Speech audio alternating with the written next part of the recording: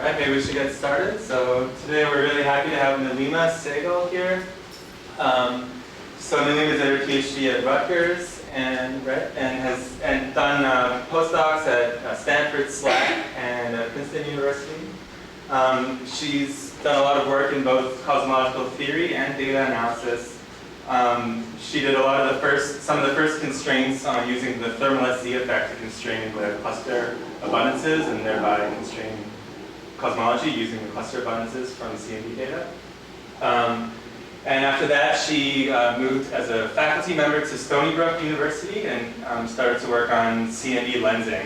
Where one of the things is she actually hired me for my first postdoc job, so I know her very well, and so that's why it's great to have her here. So I think she'll talk about these and some related topics today. So thank you so much for the opportunity to speak with you. And you've already increased my research just by being here and speaking to everybody. So I really appreciate that. So there's so much to do with the CMB. I know there are a lot of chime converts. Everybody's going to 21 centimeter, but I just want to tell you all of the rich stuff that we're still doing with the CMB. And in particular, measuring the neutrino mass, probing inflation, probing dark energy, learning about the particle properties of dark matter. And so CMB can inform all of these still. So I'll just remind you of what some of the near-term experiments are and longer-term, and tell you what we can say about the particle properties of dark matter, and then where we reach the end of the line with CMB experiments. And then I'll switch and talk about CMB lensing. And there's a whole host of interesting science from CMB lensing. So neutrino mass, you may have already heard a lot about. Probing primordial gravity waves, and in particular, removing the lensing signal in order to measure primordial gravity waves. And then also dark energy. I think there's this feeling that CMB lensing only probes high redshift and can't tell us a lot about dark energy. But when you cross-correlate CMB lensing with many low redshift surveys, actually there's a wealth of information to be had. So just to give you a sense of the outlook right now. So I work on ACT, as do a number of people here. And right now we're observing with ActPol, which is the Atacama Cosmology Telescope Polarimeter. And that's the telescope here. And this whole big saucer around it is the ground screen. And here's our family photo from a collaboration meeting in Princeton. So we're not a huge collaboration, and it's a lot of fun to work together. Right now, ActPol is finishing its last season of observing. And it's observing 10% of the sky, so about 4,000 square degrees, but with 4 times better sensitivity than Planck and 5 times better resolution. So we don't have the whole sky like Planck does, but we have better sensitivity and better resolution. What we've already been funded for with a $10 million grant from the NSF in the Mid-Scale Innovations Program is advanced ActPol. And that will start observing next year and go for 3 years. And that will observe half the sky, about 20,000 square degrees. And again, with 4 times better resolution and 4 times better sensitivity, 5 times better resolution than Planck. So this was approved in June of this year. I think $7 million to start, but then the whole thing will be about $10 million. This map shows the coverage region that advanced ACT is going to have. It's going to cover this entire swath here of 20,000 square degrees. And it's designed to have complete overlap with the LSST survey to maximize all the cross-correlation science you can do, crossing with optical weak lensing and CMB lensing, for example, or all of the imaging data. And we also overlap with DESI and BOSS as well. Some of the other experiments that are concurrent with advanced ActPol are SPT3G, and they're complementary in that they're a smaller piece of the sky, just 5%, but with 8 times better sensitivity than Planck and 5 times better resolution. So they're complementary, and each is optimized for slightly different science.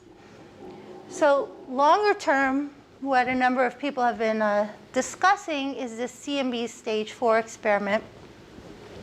And here you can see just the march in improvement of detectors. So we're here right now, and CMB stage 4 is looking at an order of magnitude improvement in the number of detectors you put on the camera. And the projection is to cover about 70% of the sky with this very tiny noise level of 1 micro-K per arc minute. And this will involve multiple telescopes. So now we won't just be at the South Pole or just in the Atacama Desert, but we're really going to need to work together and combine instruments to achieve this. So, okay, so if you're a particle physicist, you're interested in dark matter, how does this help us?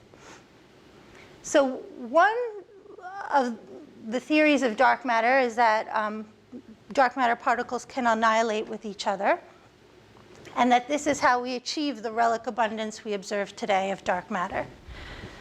So here's our epoch of recombination when we're moving from our free protons and electrons to our hydrogen atom. And this is the epoch where the mean free path goes from being really small to being the size of the whole universe.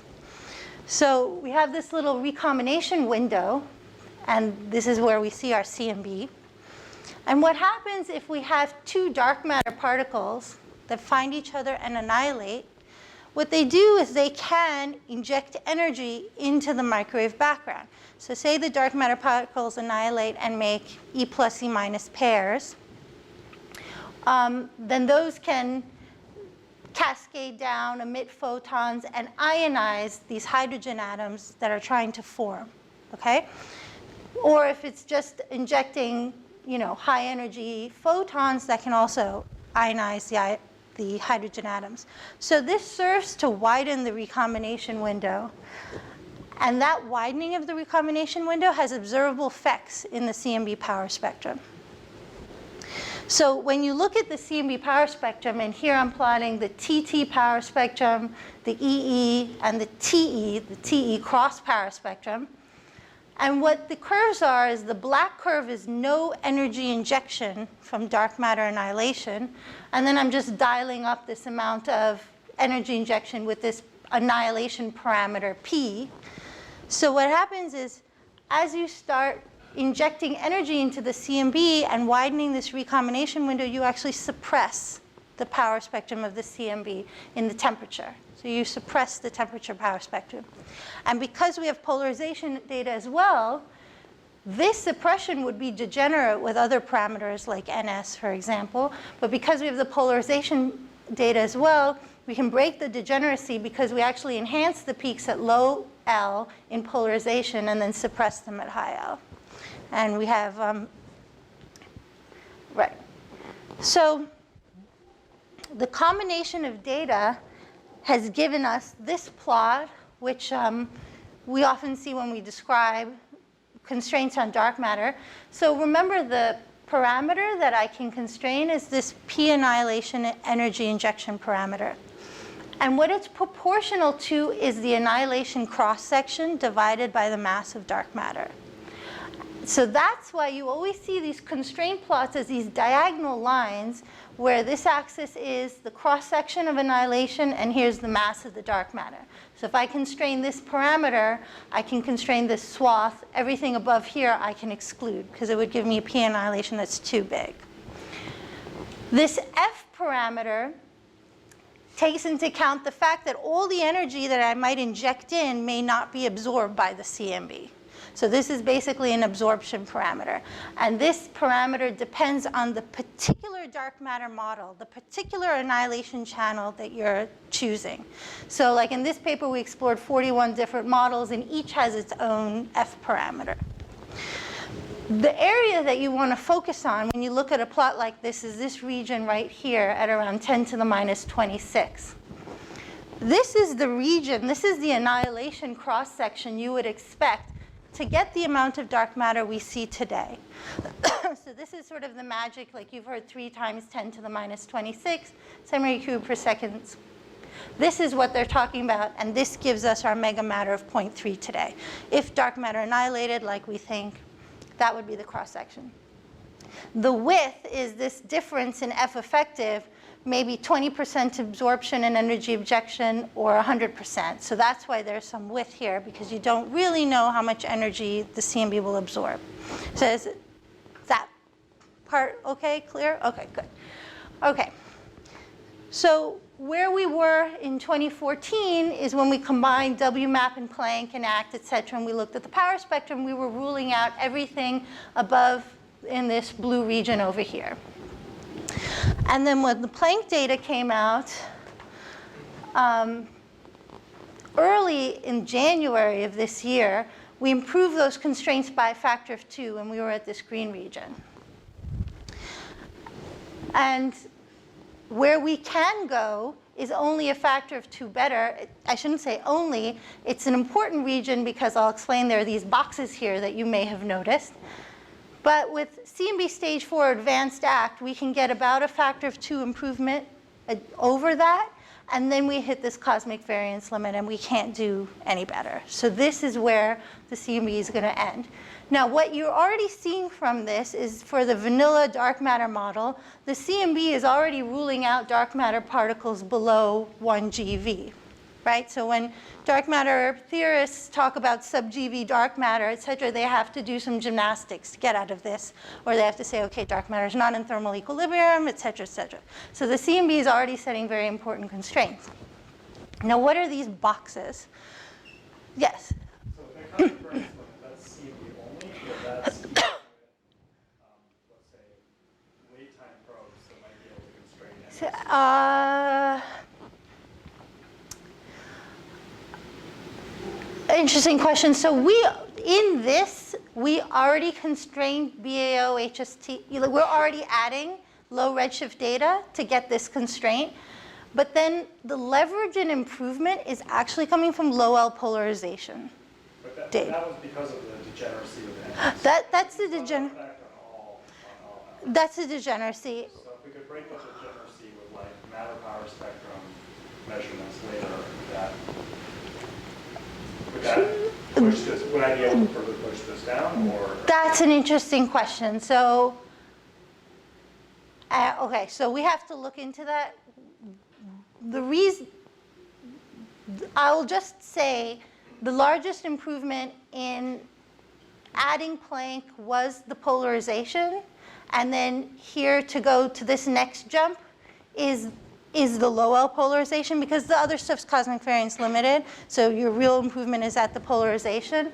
But it's an interesting question if we had DESI, for example, how well we can do. And frankly, we didn't actually look into that. So actually, we should. So thank you for bringing that up. That's interesting. So what this box is, this big red one over here, for example, is the AMS Pamela result that came out a few years now. So AMS is on the International Space Station. And they had a result that they saw this excess in the positron fraction. So they're measuring positrons all around, the International Space Station here. And here's the positron fraction. You would expect the number of positrons to decrease as a function. This is energy here. So at higher and higher energies, you would expect there to be less positrons at high energies, right? The interesting thing that first Pamela found and then AMS confirmed is that instead the fraction of positrons is increasing. So that's interesting. And the claims at the time were, we're seeing dark matter. We're seeing dark matter annihilation into high energy E plus E minus pairs. And so that was the big excitement. And in fact, if you see some sort of sharp drop off of this power spectrum, then that would even tell you the mass then of the dark matter particle. The alternative to this is that maybe we don't quite understand how pulsars work, and we're seeing some nearby pulsar that's causing this rise in the positron fraction. Or there have been other papers suggesting we don't understand the transport of secondary particles in our own galaxy. So maybe this is due to just conventional physics, not pulsars or dark matter. Okay. if it was dark matter, then that dark matter particles annihilating into E plus E minus pairs. And dark matter is around at the time of the CMB as well, so it should be doing the same thing. So the amount of energy injection that we would expect to fit that AMS data is a cross-section this big. So basically what we do is we say, okay, I can fit the AMS data with a 1 TeV dark matter particle that has a cross-section that's this large. That's the only way I can fit that data. And then we look in the CMB and see if it's ruled out. And so one of the main contributions of the Planck data was really cutting into this parameter space, this allowed region by this box. And that's why when the data came out in January, the Nature article followed. Actually, this was December, because we already knew the results towards the end of December. And so it says European probe shoots down dark matter claims. So, you know, either Planck would have seen it as a big smoking gun, or this isn't dark matter, or it's some exotic thing that does some gymnastics and gets out of this claim. The other claim that's been going around is this Fermi inner galaxy. So this is the Fermi data in gamma rays. And the claim that's not really dying that easily is that here is the signature in the gamma rays in the inner center of our galaxy.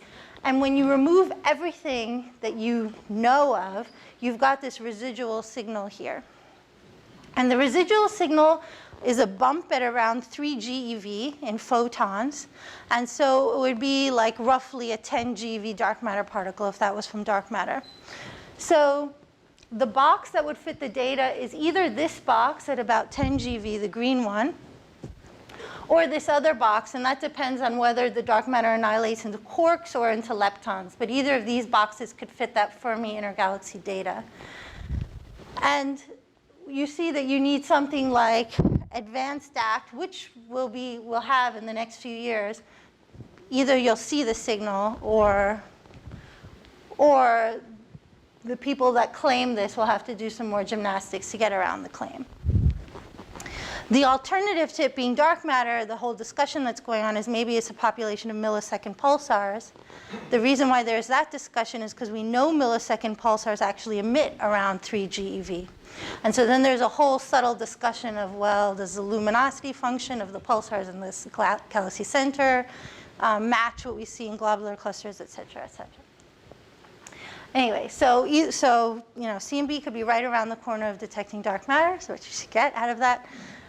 And for lensing, there's a lot of interesting science. So any questions up to that point? Or yes, okay. So the typical values of F, do they change with the mass?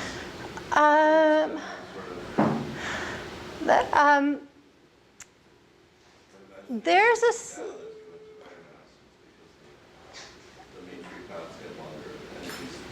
No, the F is largely dependent on what the annihilation channel was. It doesn't have a large dependence with mass, but it does depend on whether I annihilate just into leptons, whether I annihilate into quarks, et cetera. So in our paper, we looked at, like, as I said, 41 different models, and they're all Fs there. And they do vary from about 0.2 to 1.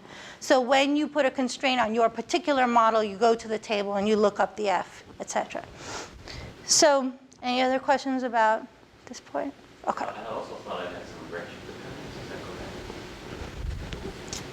that correct? Of the energy injection, Beyond Agnes being proportional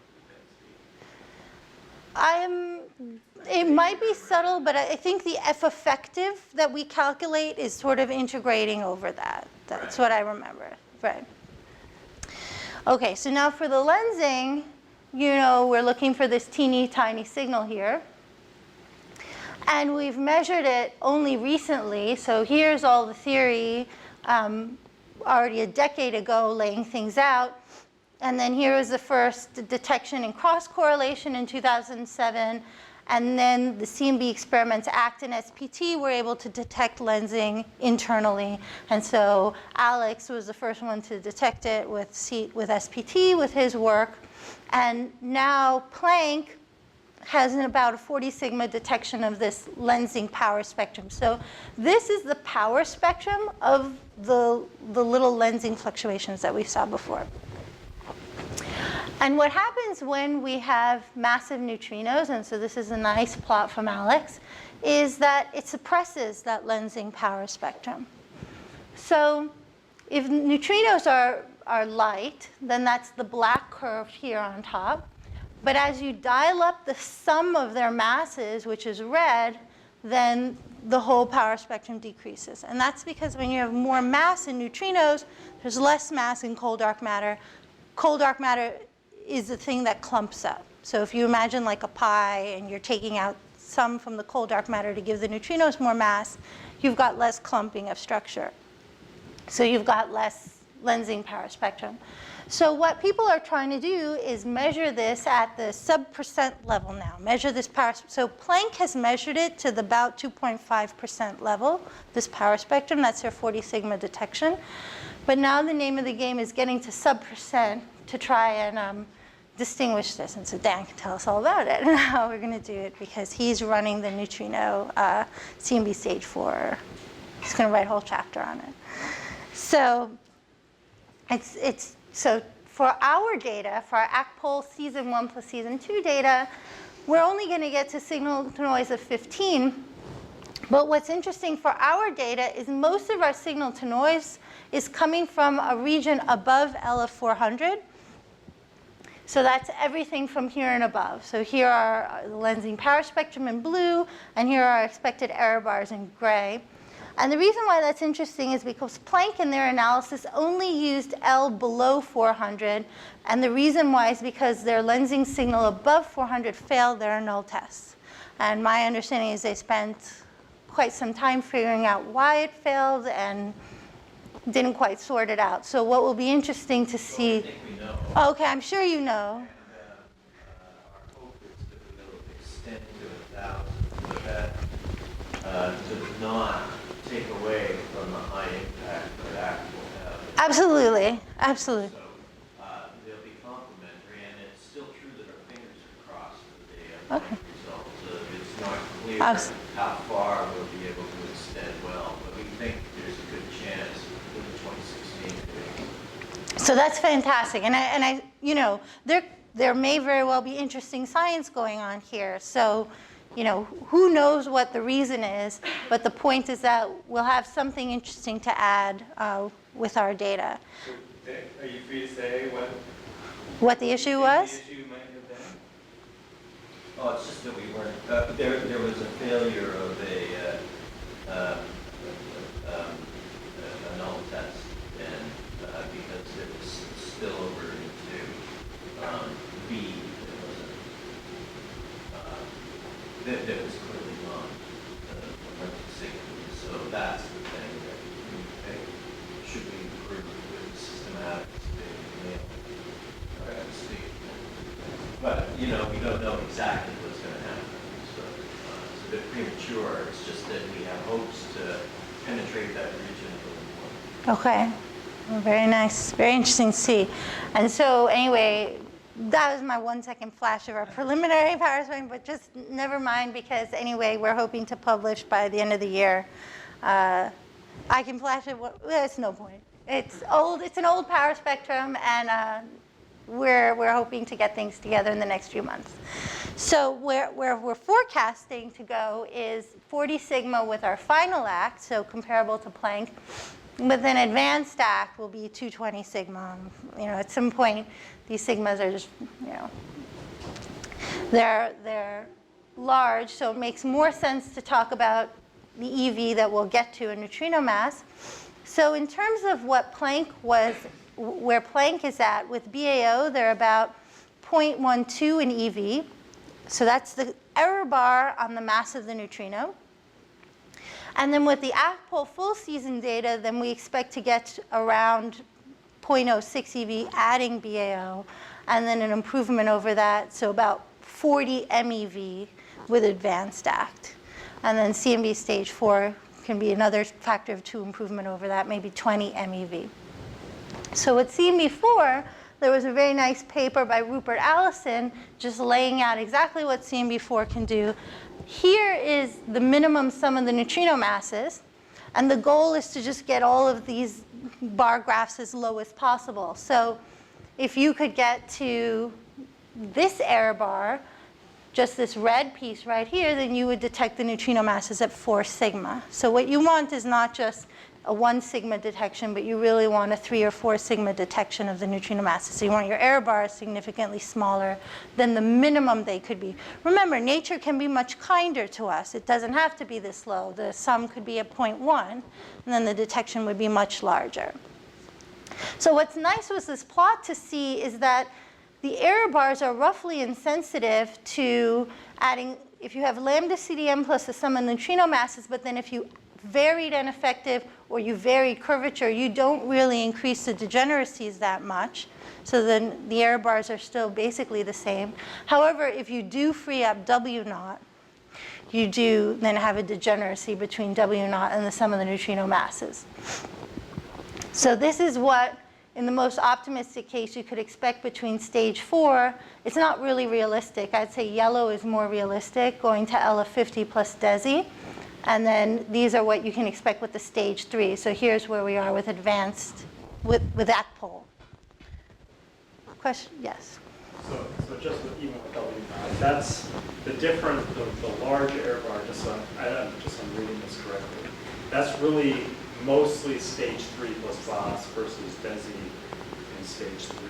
That's the big difference. Like I don't see with stage, once I have DESI, it looks pretty comparable to the other ones. So is that just a statement that if I have DESI, I don't really get to vary W naught, so it doesn't matter? Like, is that how I should read it? Yeah, that seems reasonable. I mean, this one is a little bit bigger, but yeah, I think you get a lot of leverage with DESI versus that because you're pinning down that scale.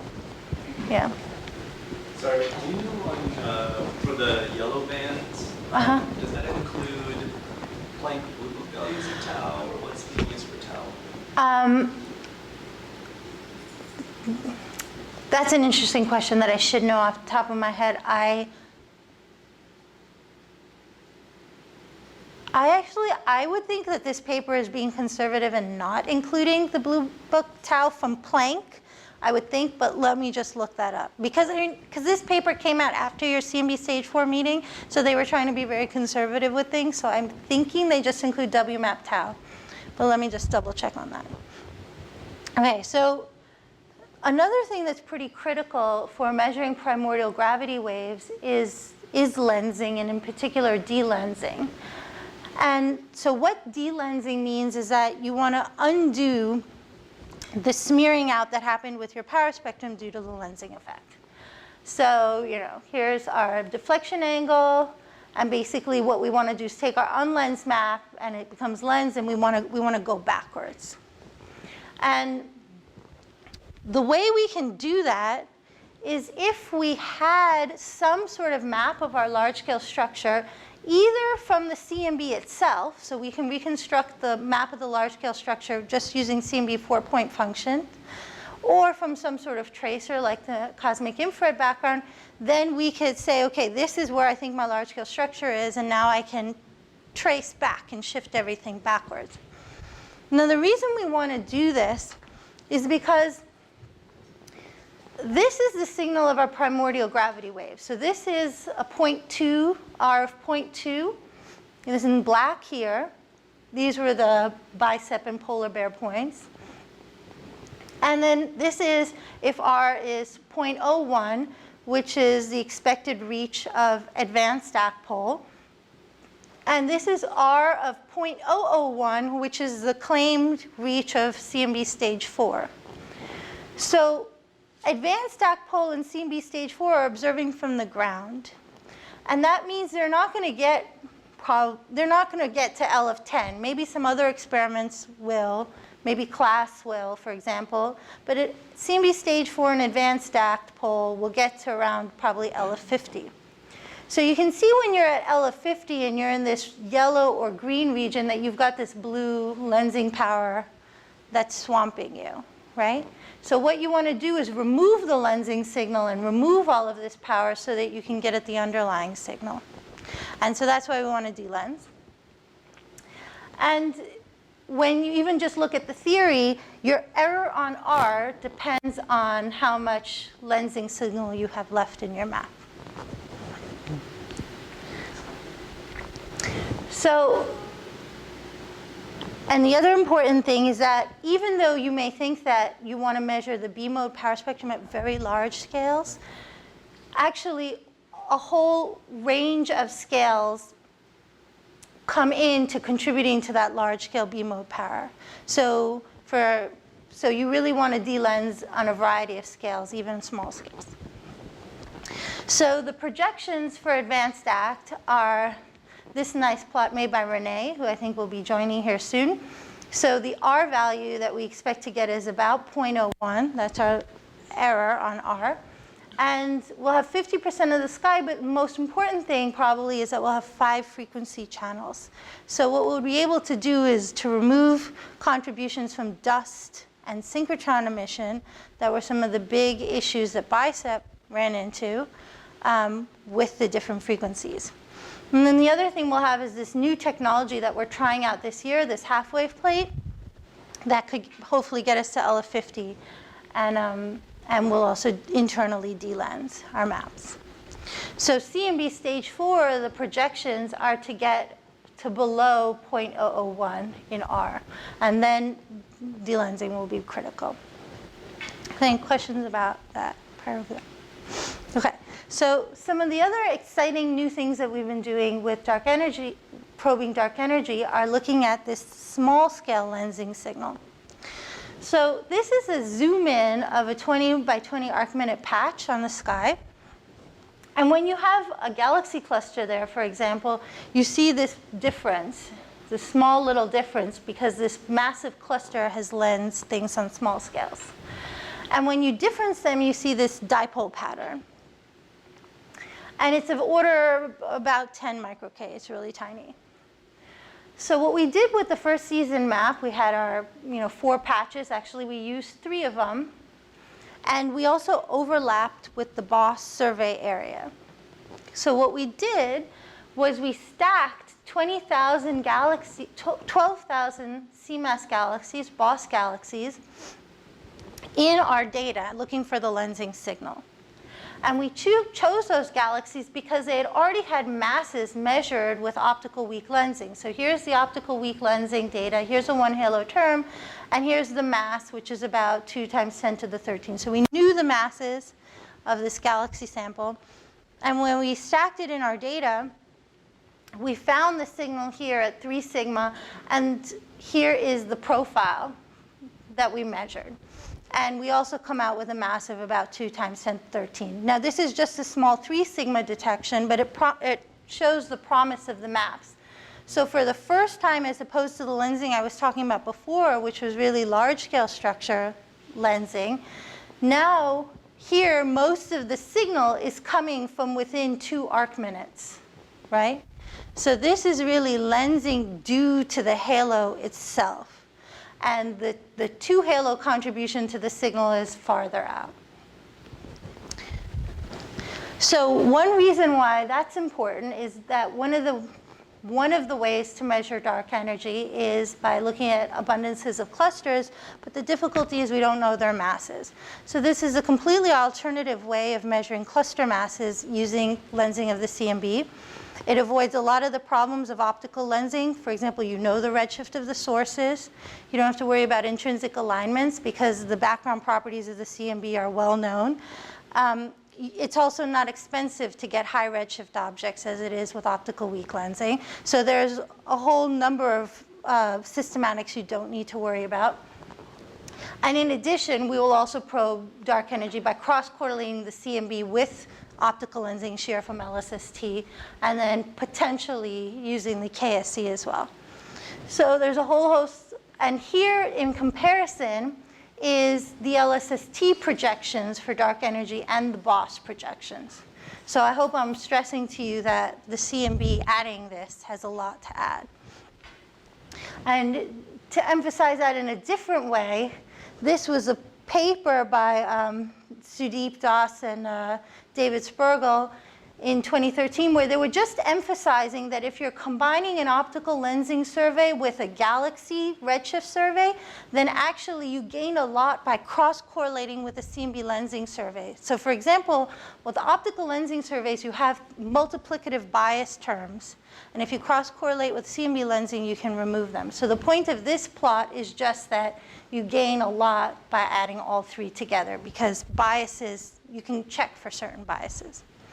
So I hope I've emphasized to you that we will be detecting dark matter in the next few years, or at least saying something about this AMS signal and this Fermi intergalaxy signal, or at least making it more difficult to say that they're from dark matter. We very well may be detecting the neutrino mass with CMB lensing, so it just depends on how kind nature is. If it's 0.1, we might have a 4 or 5 sigma detection in the next few years. We're going to probe down to R of 0.01, and then in future with CMB stage 4.001. Of course, it is a bit of a fishing expedition with this R term, but of course the payoff is really great, and hopefully it rules out some inflation models, but I'm not entirely sure about that. And of course, we'll explore dark energy in many different ways, measuring CMB halo lensing, cross-correlating with the wealth of survey data that's coming out now, et cetera. So, so lots of more exciting stuff to come with the CMB, and I hope I've convinced you of that. Okay.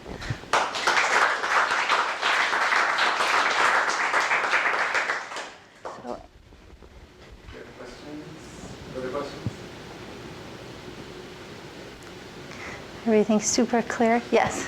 So what's your position, since you work heavily on this, on other secondary anisotropy probes with the CMB? I mean, to a certain extent, one sort of like a secondary probe, but it's one that's quite computable. But you mean like KSC? So, I mean, working on TSC for a long time, in terms of cluster abundances, I just understand how complicated that all is and messy. One-point functions are interesting, but I think where we'll learn is about gas physics with all of that, and I think there's a lot to learn about gas physics, but in terms, are you meaning in terms of fundamental parameters or in terms of, I think we'll learn a lot about gas physics. A number of people have asked about how we'll constrain cosmology with the KSC, and I think we have to see it demonstrated, because I think there's a lot we don't know about the optical depth and how it varies, et cetera. So I think maybe people have been a little quick to say KSZ will solve everything, you know, and give us really tight W0 contours. So I'm not totally sold on that yet. But if you just do standard cosmological parameters and add clusters, then that can do something like KMS. Sure. That's sort of extra. Sure. So then, but then I think what the CMB will add is this independent mass measurement. And so I think that, you know, I'm a fan of clusters. You know, I started with clusters, but I think that what we should do is get our own mass, estimate of clusters and not rely on other measurements. And then I think we can say something, maybe. And I think that polarization will give the biggest help, because right now, even with temperature, there are a number of systematics that we have to worry about, foregrounds, et cetera. But I think maybe once we've got the polarization data and we see how clean it is in terms of foregrounds, which it looks like it may be, and for example, the polarization signal of foregrounds averages out. So I think maybe we can do a lot even with clusters, for example. Yeah. Any other questions? Here we can